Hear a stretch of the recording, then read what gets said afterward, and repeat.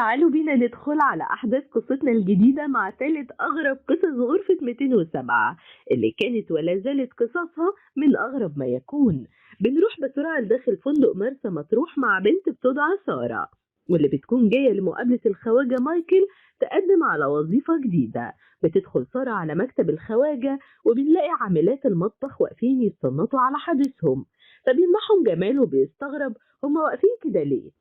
بيقولوا له إنه في موظفة جديدة جت النهاردة على الفندق وإنهم بيحاولوا يعرفوا هي اتقبلت ولا لأ، ولكن بيوصل عم مينا في الوقت ده فبيزعق لهم وبيطلب منهم يرجعوا على شغلهم. وبنلاقي نزيل غرفة 207 هو دكتور رفعت إسماعيل، واللي بيكون رايح يدفع حساب الغرفة قبل ما يغادر الفندق. فبيحاول جمال يسأله إذا كان لاحظ شيء غريب في غرفة 207، ولكن بيستغرب دكتور رفعت من سؤاله، وبنعرف إنها عدت على خير يعني، وقدر ولطف. وبيدفع دكتور إسماعيل الحساب وبيشكرهم وبيمشي بعدها. وبنرجع لسارة بعد ما اتقبلت في وظيفتها الجديدة. بتروح سارة تتعرف على زمايلها في الفندق، وبيبان إنها بنت جميلة جدا ودمها خفيف. بتروح سارة تتكلم مع جمال وبتبلغه إنها هتساعده في شغل الاستقبال من بكرة.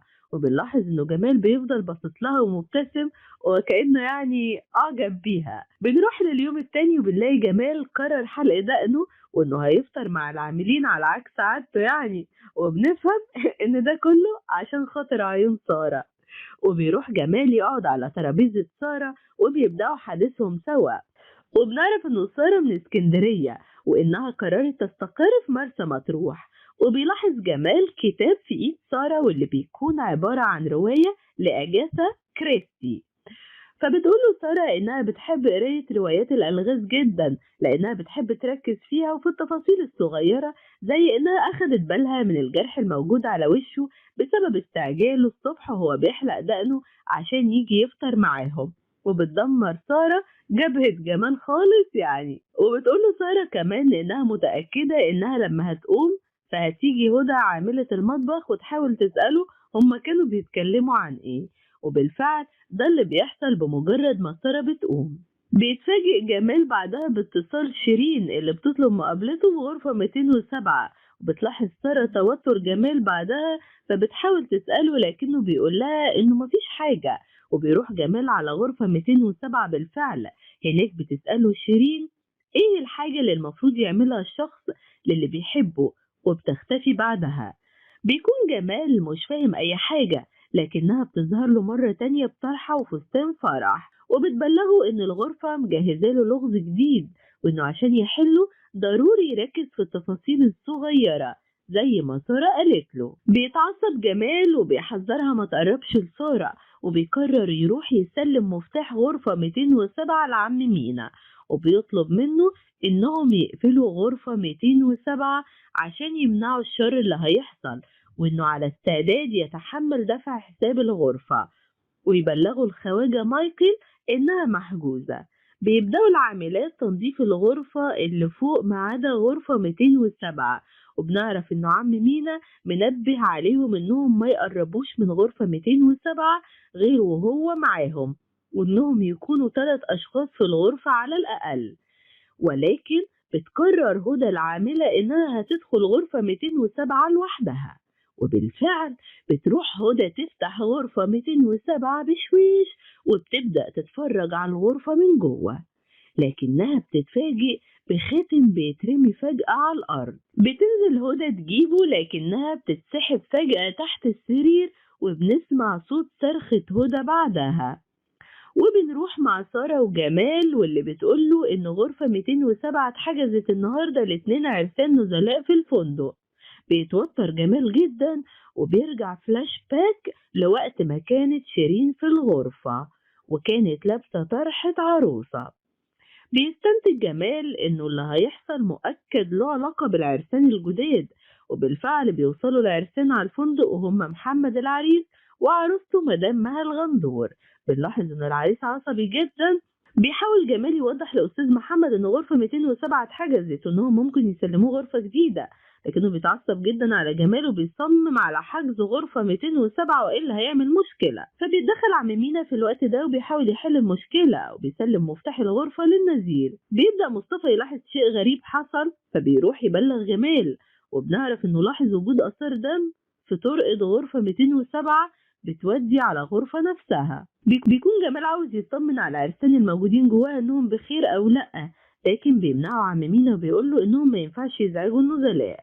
بيرجع جمال على شغله لكنه بيتفاجئ بعدها باتصال محمد نزيل غرفة 207 وبيطلب لوح تلج كبير.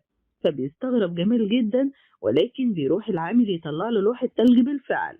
بيبدأ العامل يلاحظ خروج ريحة غريبة من الغرفة، فبيحاول يسأل عن مصدر الريحة الصعبة دي، لكن بيتعصب عليه محمد وبيقول له انه ملوش انه يسأل. بنلاقي سارة رايحة على مكتب عم مينا لكنها بتلاقيه مش موجود، فبتلمح سارة ملفات الغرف واللي من ضمنهم ملف غرفة 207، وبتقرر سارة تاخد الملف من ورا عم مينا تقراه. بيقرر جمال انه يحكي لعم مينا اللي حصل بينه وبين شيرين واللغز اللي الغرفة محضراه واللي لازم يركز في تفاصيله عشان يقدر يحله، وانه حاسس انه سمع اسم مها الغندور ده قبل كده لكنه مش فاكر فين. وبيبدأ جمال ينام من التعب فجأة، وبيحلم جمال إنه داخل غرفة مستشفى وقدامه مريض على سريره، ولكن بتخرج إيد المريض من تحت الغطا فجأة. فبيتخض جمال وبتظهر له شيرين فجأة وبتوضح له إنهم حاولوا ينقذوها ولكن ما قدروش. بيحاول جمال يشيل الغطا من على وش المريض، فبيتفاجئ إنه محمد نزيل غرفة 207. فبيفوق جمال بعدها وبيرجع على شغله مرة تانية، لكنه بيتفاجئ بمحمد اللي بيطلب لوح تلج على الغرفة مرة تانية. بيحاول جمال يسأله هو بيحتاج التلج ده في ايه، لكنه بيتعصب وبيمشي بعدها. بتروح سارة تتكلم مع جمال وعم مينا اللي بتعتذر له انها اخدت الملف من غير اذنه، وانها اكتشفت شيء غريب جدا وهو انه محمد نزيل غرفة 207 متعود ينزل في الفندق في نفس التوقيت ده كل سنة، وتحديدا في غرفة 207 مع عروسته الجديدة اللي لاحظت سارة ان وش العروسة كان متغطي وانه ما كانتش بتتكلم ابدا، وانها ممكن تكون بتتعرض للعنف او الضرب. بيتضايق عم مينا وبيطلب من سارة انها ما تتدخلش في الموضوع ده ولا تحاول تزعج النزلاء، وانه ده بعيد تماما عن شغلهم.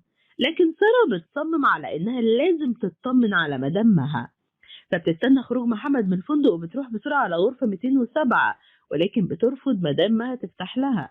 بتحاول سارة تسألها إذا كانت بخير أو لا، فبترفض تتكلم وبتقول لها إنها تمشي حالا لأنه محمد واقف في ظهرها. بتبص سارة وبتتفاجئ بمحمد واقف بالفعل، وبيتعصب جدا على سارة وبيفضل يزعق بصوت عالي. فبيروحوا جمال ومصطفى بسرعة يساعدوها، ولكن بيوجه محمد ضربة لجمال، فبيطلب الخواجة مايكل مقابلتهم هما التلاتة. بيبدأ الخواجة يعتذر للنزيل وبيطلب منهم إنهم ما يزعجوهوش مرة تانية، وبتتفاجئ سارة باتصال من مها بتطلب مساعدتها بسرعة. وبنروح لجمال بعد ما بلغوا صديقه في التليفون ان مها الغندور كانت في المستشفى، فبيروح جمال على المستشفى وبيقدر يعرف من الدكتور ان مها تبقى زوجة محمد اللي حاولت الانتحار وتوفت من فترة، وانها زوجة محمد التانية اللي اتجوزها بعد وفاة زوجته نرمين اللي كانت حب حياته وتأثر جدا بوفاتها. بيقدر جمال في الوقت ده يجمع التفاصيل ببعض وبيوصل لحل اللغز بالفعل. بيرجع جمال على الفندق بسرعة لكنه بيتفاجئ باتصال شيرين اللي بتقوله انه اتأخر جدا، فبيترعب جمال ان يكون سارة حصل لها حاجة، فبيروح بسرعة يلحقها. بيوصل جمال على غرفة 207 وبيتفاجئ بمها مرات محمد اللي بتفضل تبكي وهي باصة على الشنطة وبتقول لجمال انه محمد كان مضطر، لكنها بتتحول فجأة لشيرين اللي بتقوله ينقذ سارة وإلا الوقت هيكون اتأخر.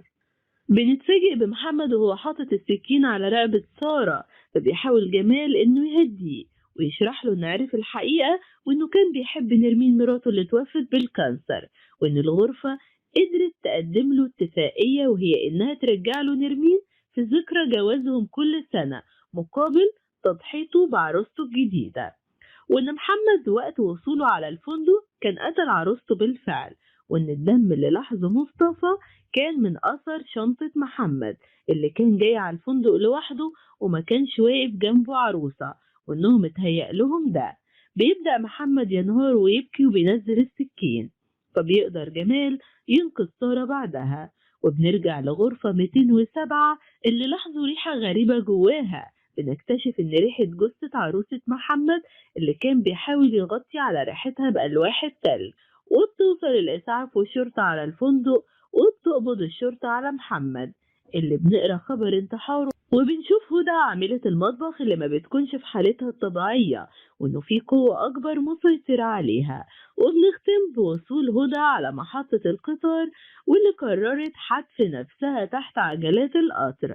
تفتكروا اختيار الغرفة الجاي هيكون على مين؟ ده اللي هنعرفه، ولكن مع بداية أحداث حلقتنا الجاية. بنشكرك على متابعتك لينا ومستنيينك في الحلقة الجديدة. اوعى يفوتك الأحداث اللي داخلين عليها. ما تنساش تنزل بسرعة تشترك في القناة وتفعل زر الجرس عشان يوصلك إشعار نزول حلقاتنا الجديدة من غرفة 207.